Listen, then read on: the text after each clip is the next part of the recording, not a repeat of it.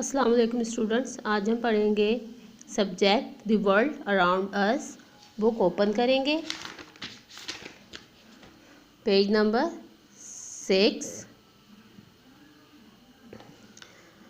गुज़िश्ता रोज़ हमने पढ़ा था आर्म के मुख्तलिफ हिस्सों के बारे में। आइए रिवीजन कर लेते हैं। फिंगर्स, फिंगर मीन उंगलियां।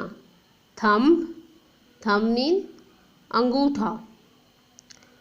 आज हम पढ़ेंगे शोल्डर, शोल्डर मीन कंधा। एल्बो, एल्बो मीन कोहनी। Read again, shoulder, shoulder mean कंधा। एल्बो, एल्बो मीन कोहनी।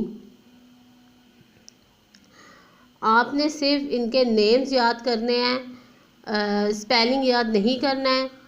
यही आज का आपका लेसन है, आपने ये लर्न करना है।